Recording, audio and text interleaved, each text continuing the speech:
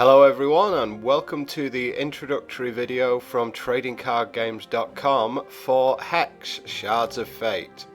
First thing we're going to do is just take a quick look at the tutorial. I'm not going to go all the way through it, but if you are brand new to the game and you want to get a look at all of the phases and how the game itself works, then this is as good a chance as any to have a good look at it.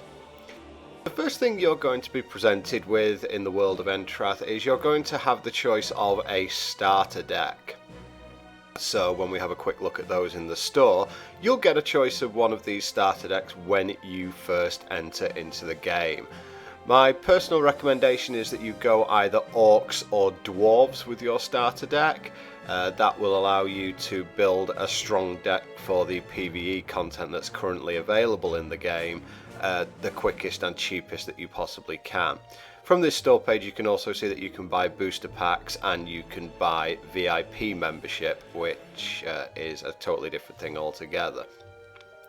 Once you've earned some currency, either by platinum through money injection into the game or through gold, you can start using the auction house to fill out your collection a little bit. Some cards, like the Vampire King that you see on the screen there, are pretty expensive at about $30, but for the cheap and cheerful cards that you're going to need to round out your collection, they're very easy to get hold of. Your first port of call is more than likely going to be the Frost Arena in terms of earning money in the game. PvP content can be extremely demanding of you early in the game, and PvE content is free to do, depending on what deck you want to put into it, but it's free to do and there's no consequences to losing. You know, you're not going to lose any sort of monetary value from playing the PvE content, and the early levels of the Frost Arena are extremely easy to overcome. If you are interested in learning a lot more about the Frost Arena than what you can see here as I completely BM my AI opponent, which is completely and utterly acceptable when dealing with an AI, although not in PvP. If you want a deeper look at Frost Arena, you can have a look at the article that we have up on the Frost Arena at tradingcardgames.com. When you enter the Frost Arena, you'll initially not have an optimized deck by any stretch of the imagination. However, once you start adding cards to your collection and earning gold, as it will be from the Frost Arena, and trading that in for cards and earning PvE exclusive cards, you will be able to more and more optimize your deck. The deck that I'm currently showing on the screen is actually a robots deck, which is very cheap to put together and is an extension more or less of the Dwarf starter deck. Secondary thing that you can do, which is PvE exclusive only, is to look into equipment. You earn equipment from either opening chests from booster packs, or you get it from just grinding the Frost Arena itself. Once the PvE content which has been promised comes out and we end up with a full-on campaign, there will be more and more ways to gain equipment and PvE cards, but currently the Frost Arena is pretty much the most expedient way to do so. As far as this robots deck goes that you can see on the screen, I'm using 4 pieces of equipment, all of which improve my cards in a certain way. One of the advantages of HEX being a online only or a computer only trading card game is that they can take full advantage of the digital environment. So in that case they can track individual cards through your deck. You can also do things such as improve your cards through equipment, as you see here, so it actually changes. Being equipped with a piece of equipment changes the text that is on the card, which is obviously something that you cannot do in a live environment. What I'm doing here is simply showing off the potential power of this robots deck in the arena and why I decided that this is one of the 2 decks that I spend most of my time grinding Frost Arena with, because of the fact that if you want to get a full clear on Frost Arena, you are looking at a total of between 15 and 20 games, and that's assuming a perfect clear.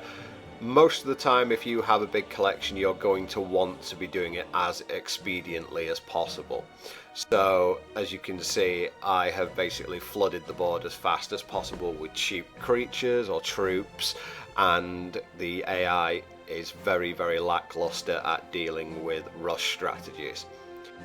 And again, just as a secondary option, I am playing against a boss character here. This is the first tier boss of the Frost Arena, and you'll see just how fast this deck can come out of the traps. Against human opponents, this deck is not as strong due to the fact that you cannot use equipment that makes your cards more powerful, and additionally a human opponent is more likely to be playing cards that can just completely hose you, whereas in the Frost Arena that simply does not happen. You can see that this is currently turn 2 and I'm attacking for 6 with another 4 power on the board waiting to attack next turn, and I think you can tell that even in any TCG that you might be familiar with that uses a form of life total changes, this is an unacceptably fast start, and the boss character goes down before he even has a 4th turn. So that's our little introduction to the Frost Arena. Next up we have PvP, which is going to be your end game. The main area you're going to be able to build your PvP card collection is draft. However, it's very difficult to show draft or sealed, either of the limited formats, in such a short format. Look out for more articles and videos on the limited format in the fullness of time. So what I decided to do is show you pretty much the end game of HEX, or where you are looking to end up. I am playing against an AI opponent just to show off the potential of the decks that I am displaying here, but it should give you at least some idea of how this game will expand. I'm playing currently one of the decks that you will find in the article below, which is the Wild Ruby ramp deck, using what I consider to be the one of the overpowered champions in Cressida, who gives you an extra free mana for every 3 charges she gains.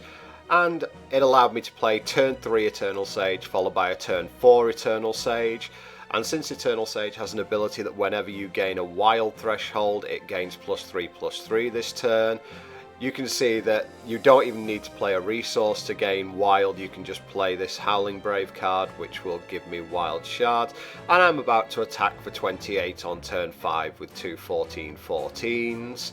I'm actually being a troll here and trying to find another Howling Brave just to see if I can get anything bigger, and there we just attack for 28 on turn 5. So these decks can do some very powerful things, but do not think that they're your only option when playing this game.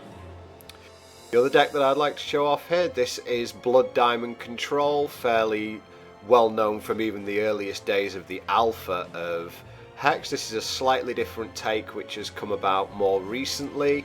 It's sometimes called Royalty Control, mainly for the reasons that you need to be a king or queen to probably afford the deck if you wanted to buy it outright, due to the fact it has 4 Vampire Kings, 4 Angel of Dawns, but it has a very nice little bit of synergy going on here with Her Majesty Queen Grace, which will allow me to make a king, princess, or prince, I think. Basically any form, king, prince, or princess invincible, which means that it cannot be destroyed by any effects or in combat, and that allows you to do things like have a one-sided extinction there, which is supposed to destroy all creatures in play, but obviously with an invincible creature it does not get destroyed, so you get a one-sided extinction.